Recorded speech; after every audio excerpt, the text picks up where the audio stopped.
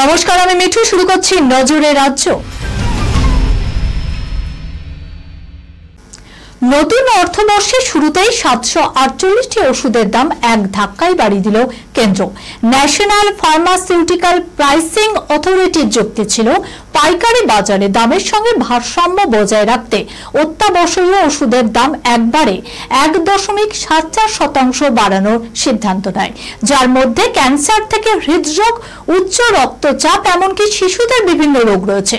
তবে ঠিক তার 2 সপ্তাহের মধ্যেই 132টি ওষুধের দাম কমালো রাজ্যের স্বাস্থ্য দপ্তর, যার মধ্যে ক্যান্সার রোগের একাধিক ওষুধ রয়েছে।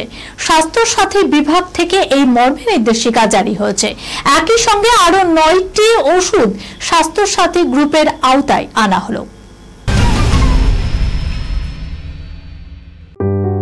সুনির্ণয় imaging centre private limited advance প্যাথোলজিতে thalassemia screening, large size biopsy setup সহ সমস্ত পরীক্ষা, echocardiography, fetal echocardiography, CT scan, CT guided FNAC, 4D USG, USG guided FNAC, endoscopy, colonoscopy, uroflowmetry, spirometry, colour Doppler, digital x-ray, তাছাড়াও সমস্ত বিশেষজ্ঞ চিকিৎসকদের পরিষেবা একই ছাদের তলায় নিয়ে হাজির সুনির্ণয়। ঠিকানা 126/1 পিলখানা রোড, রানীবাগান, বহরমপুর, মুর্শিদাবাদ। বিশদে জানতে যোগাযোগ করুন 8373049252 7547900377।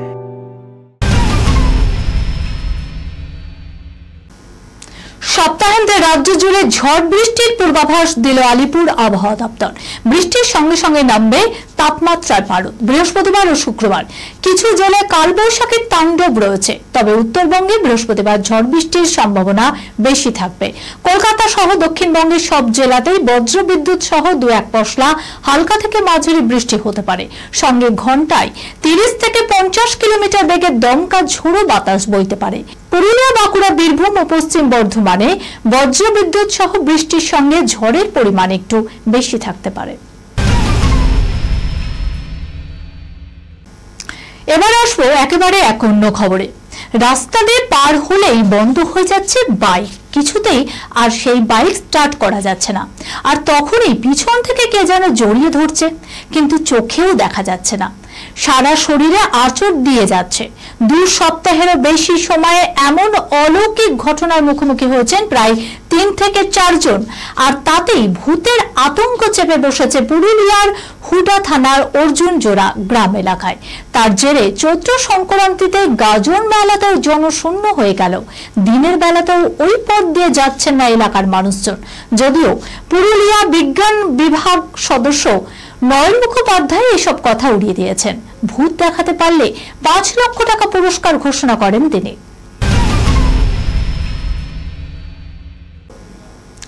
অভিনেত্রী শতাব্দী রায় বহু বছর পর আবার বড়পাড্ডায় কামব্যাক করছেন, তবে ভূত হিসাবে এই খবর আগে জানা গেছিল। পরিচালক মৈনাক ভৌমিকের ছবি বাৎসরিকে অভিনয় করেছেন তিনি।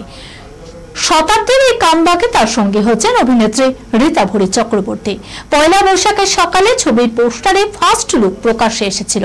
বাৎসরিক ছবির পোস্টারে দেখা যাচ্ছে একটি খালি ফ্রেমে রজনীগন্ধার মালা পরানো রয়েছে, পাশে রাখা একটি খালি ফুলদানিও রয়েছে এবং বেশ কিছু বই এবং ধূপদানি ও প্রদীপ। সেই পোস্টার দেখেই একটা গা ছমছমে অনুভূতির সৃষ্টি হয়েছে নেটিজেনদের মধ্যে। এই খবরের সঙ্গেই শেষ করলাম আজকের নজরে রাজ্য। আপনারা দেখছেন টিভি 24 বাংলা, সংবাদ বিনোদন সারাদিন সারাক্ষণ।